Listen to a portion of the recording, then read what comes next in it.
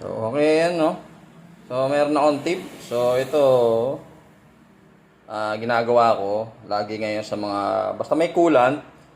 So, pag nag-refresh kami o nag-top overhaul, automatic po, ginagawa ko, nire-repaste ko na to. Diba? Kasi para may iwasan natin yung issue na pag binuo mo na, nagbubulwak-bulwak yung coolant, meron singaw. Kasi hindi kasi maiwasan po yon sa tagal po ng paggamit natin. Alloy po ito. Minsan nawa-warp yan. Nagkaroon ng warp po, kaya gas-gas kagaya niyan. Ayan o. Diba? May mga minor na gas-gas. Imperfection na tinatawag. So, kailangan po natin matanggal yan, mapakinis, para maiwasan po natin yung magkaroon ng singaw. So, para hindi na po ako pumunta ng machine shop, old school pa rin ang gagawin natin. Meron tayo dito ng liha. Then, salamin. Diyan po natin nakasain yan. So, mag-start ako sa 400. Then, ang finish ko is 1,000. Yan po. Dito ko lang po siya sain para mapantay ko po itong surface ng ating cylinder head. Yan po ginagawa natin. Hindi ko na po dinadala ng machine shop kasi medyo magastos pa po para hindi na maipatong sa customer yung gastos ng pagpapa-machine shop. Ito po itip ko lang naman. Sa iba naman, hindi na yan ginagawa. Nilalagyan nila ng gasket maker, pero mas prepare ko yung ganito para matanggal natin yung imperfection dito sa surface ng cylinder head pag kami po nagre-refresh, para iwas na rin po yung baklas kabit. Makita nyo, bumubulwak yung coolant o babaklasin mo na naman, o, diba? So ito, para isang gawaan lang po, maiwasan po natin yun. So wet sanding po yung gagawin natin dito. Kailangan lang po meron kayong salamin para doon nyo po ihasa para siguradong pantay. Okay? Minor lang naman po yan eh. So, pero kung malalim po, obligado kailangan dalhin nyo na sa machine shop para repaste. Gawin nyo po siya. Ang motion po is 8. 8 po ganyan. Paleta pa number 8. Tapos huwag yung didiinan. Huwag nyo lalagyan ng puwersa. Hayaan nyo lang po yung bigat ng cylinder head mismo ang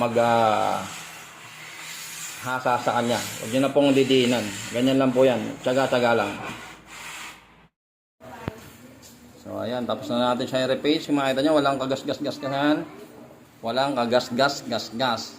So, mainis na mainis po yan. So, hindi na natin kailangan maglagay dito ng gasket maker. O kayang-kaya na yan. So, ito po, nirepress lang namin. Pero, pagbukas, yan na yung piston. Sunog na. Consistent ba na yung langis mo, yon lang? Okay. So, yung langis niya, sipa. Buti na lang, wala na yon. So, pinalitan na namin to kasi sunog na. Yan ang problema pag nagpabukas kayo ng makina.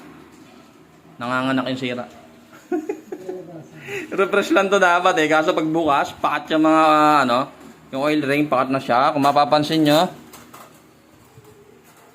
sobrang kapal na ng carbon. Ayan o. Focus. Yan. Uy. Ayaw niya. Ayan. Sobrang kapal na po ng carbon. So, ang nag-decide kami na palitan na yung piston tsaka piston ring para mas humaba pa yung buhay ng motor niya. Yan. Tapos, yan. Para maiwasan niya yung bula-bula bulwak ng coolant. So, nirepaste. Yan, parang bago yan, oh. Makintab. Bagong linis. So, yung mga valvula, nasa na. Tapos, pati yung water jacket niya, nililinis po yan, oh. Okay. Tapos, bago yung kanya mga gasket. Obligado po yan. Pag nag-refresh kayo, palitan nyo na po yung mga gasket para sigurado pong walang singaw. Okay. Kaya, bimili ka na. Yan lang. So, pag nagre-refresh po kami, nagtataka sa'yo, bakit nakabaklas pa? Pwede naman dukutin. So, kami po kasi, mas prepare ko yung ganitong gawa. No? Pwede naman na dukutin lang yan eh. Hindi na kailangan kalasin dun sa chassis. Kaso, marami po itong gagawain. Palit pa kami ng fuel filter. Magpapalit pa ako ng bushing, engine support bushing. So, mas pinili ko na hugutin yung makina. Sa ganitong paraan po kasi, mas makapag-focus kayo mabuti sa pagbibuild at sa pagbabaklas, no? Para maiwasan po yung mga hindi naigpitan yung tornilyo, nagkakaproblema, mas nasisikipan kayo sa mga pwestuhan. So kung maluwag naman yung gawaan, so baklasin nyo na lang po. Hindi, yung para sa akin lang naman yun ha. Kanya-kanya naman diskarte bawat gumagawa. Yun, may mga diskarte po ako na maaaring ginagawa din na iba, maaaring din lang ginagawa. Yan, kagaya ng pagre-repace, matik yan, nire-repace ko agad yan. Basta may coolant yung, basta the radiator yung motor. Para po ayoko nung baklas kabit. Gusto ko isang salpak lang tapos agad. Okay? So, yun lang. Yun lang ang mga tip na maibigay ko sa inyo ngayon sa pagre-refresh. Nasa inyo na yan kung gusto nyo gayahin o ayaw nyo. Walang problema yan. Kanya-kanya po tayong diskarte sa paggawa. Ganito yun sa akin. Iba yun sa inyo. Respect.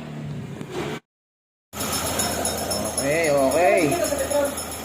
Okay na. Tama na yung parameters natin. Oh. Ayos si valve. Minor natin. Hindi na pumandar. Pero yan. Kalmadong-kalmado yung kanyang coolant. Ang bulwak-bulwak yan. Yan. Yung kagandahan nung inahasa nire-repace yung cylinder head. Okay, good na to. Medyo